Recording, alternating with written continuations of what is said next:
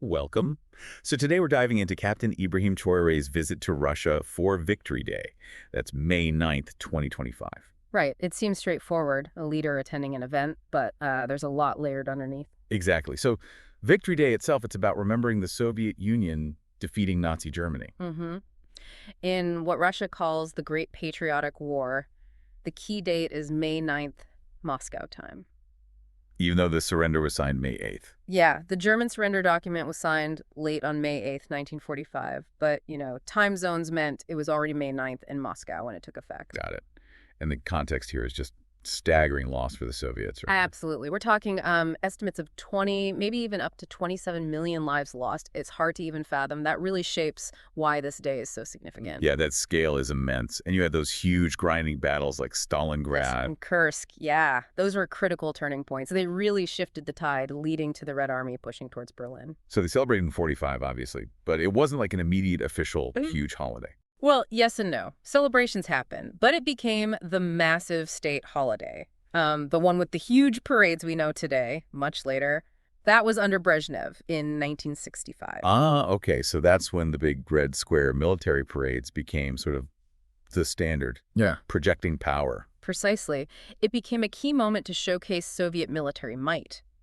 But its meaning has, shifted over time, too. Right, because after the Soviet Union fell apart in 91, did that symbolism fade a little? It did seem to dip in prominence for a while, yeah. There was a period of reevaluation, maybe? But then Putin brought it back. Very much so. It's been revived as a really central element of modern Russian identity. A lot of emphasis on patriotism, national unity, and, military strength again. It's a key part of the national story they tell. So today, when you think Victory Day, what are the main things happening? The military parades are still very central, definitely. But also big concerts, fireworks across the country, lots of tributes to the remaining veterans. It's a nationwide thing. And what about that Immortal Regiment March? That always struck me. Yeah, that's become a really significant tradition. People marching with portraits of their family members who fought in the war. Is it a very personal connection, I guess? Exactly. It connects individual family histories directly to this massive national event. It's quite powerful visually and emotionally. Now, it's not seen the same way everywhere that used to be part of the Soviet Union, is it? No, definitely not. For some former Soviet republics, while they certainly acknowledge the defeat of Nazism, the date is, it's complicated. It can also be tangled up with memories of Soviet occupation or influence later on. So different perspectives, different historical memories at play. Precisely.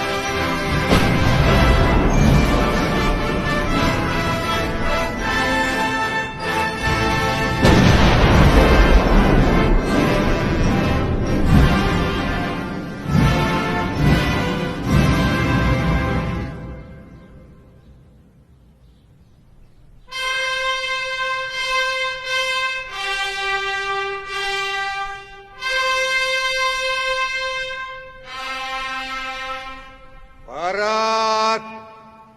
Мирно! К торжественному маршу!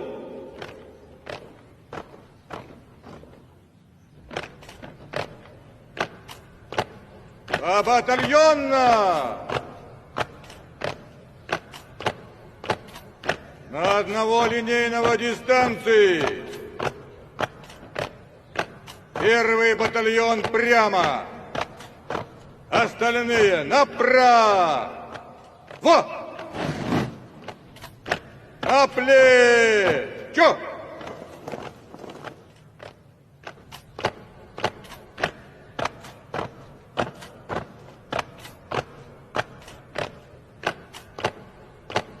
Равнение направо! Шагом! Марш!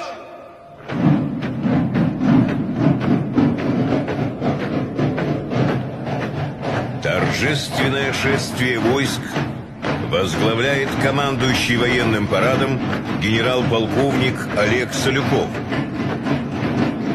По традиции, все военные парады на Красной площади открывают барабанщики Московского военного музыкального училища. Юные музыканты задают темп и ритм движения парадных расчетов. Командир парадного расчета, начальник училища, заслуженный артист России, полковник Александр Герасимов. Многие заслуженные и народные артисты, деятели искусств, были воспитанниками этого старейшего военно-музыкального учреждения.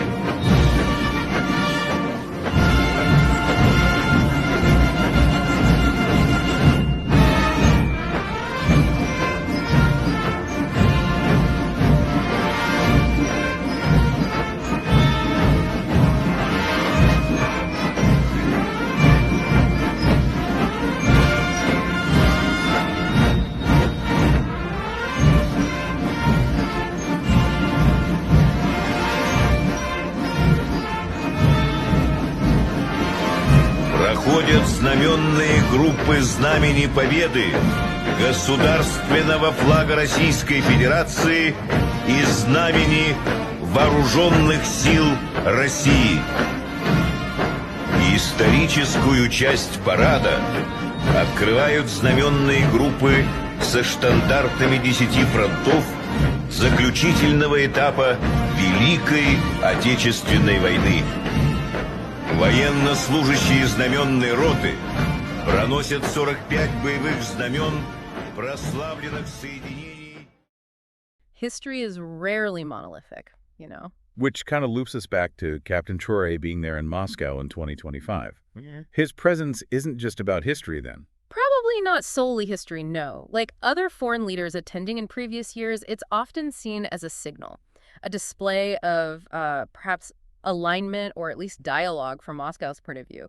It projects a certain image of unity and Russia's place in the world. So it's about contemporary relationships as much as historical commemoration. I think that's fair to say. It serves multiple purposes. So Victory Day Yeah. it's more than just a date on the calendar. It's this living thing, culturally and politically. Absolutely. It's actively used to shape national identity and project an image internationally. It really makes you think, doesn't it, how these historical events keep echoing and influencing things right now, today. Definitely food for thought. Thanks for walking through that.